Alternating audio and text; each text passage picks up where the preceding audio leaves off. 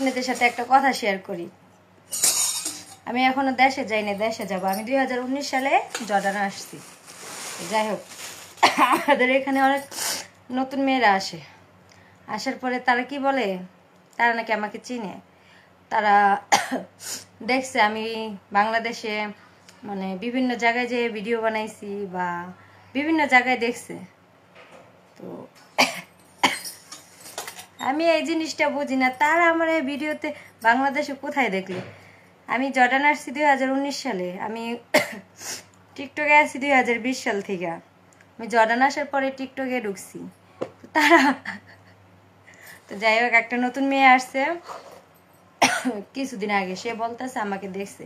তো আরেকজন এসে আমার কাছে বললো সে নাকি আমাকে দেখছে বাংলাদেশ।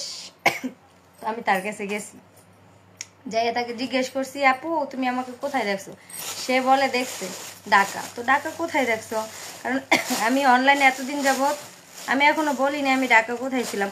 অনেকেই বলে আমি চট্টগ্রাম ছিলাম, অনেকেই বলে আমি সাভার ছিলাম, কিন্তু জীবন আমি এইসব জায়গায় যাই নাই। তারা বলে আমি বিভিন্ন জায়গায় ছিলাম। তো যাই হোক,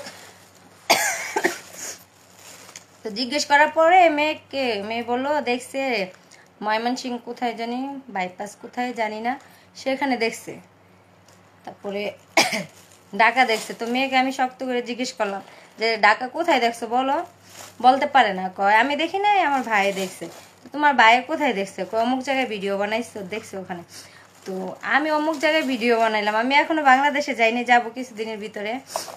এখনো বাংলাদেশ যাই নাই, তারা উঠাই ফেলাইছে আমাকে অমুক জায়গায় এসে অমুক জায়গায় দেখছে ভিডিও বানাইতে। তো আমি অনলাইনে আসছি জর্ডানে আসার পরে 2020 সাল থেকে আমি অনলাইনে। তো তারা আমাকে কিভাবে বাংলাদেশে দেখলো? আর এখন আমি বাংলাদেশে যাব, এখন মানে মানুষ আমার সাথে যেভাবে মানে উঠা পড়ে লাগছে, এখন আমি বাংলাদেশে যাব আরও কি না কি বের করে ফেলায় আল্লাহ জানে।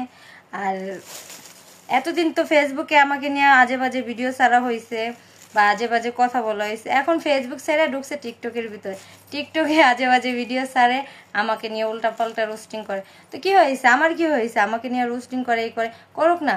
কারণ আমি চাই না, সবার কাছে বলতে চাই না যে আমি ভালো ভালো, আর আমার ভালো হওয়ার দরকারও নেই।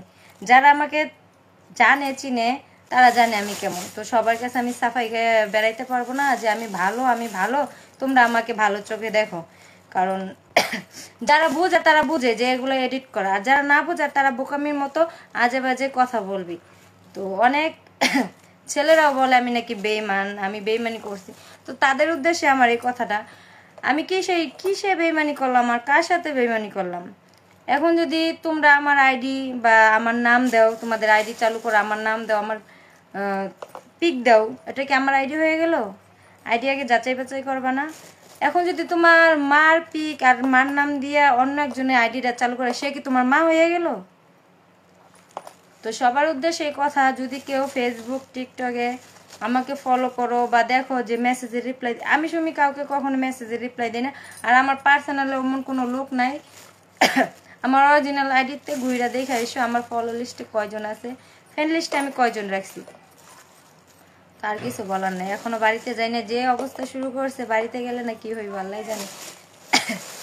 ভালো থাকো সবাই।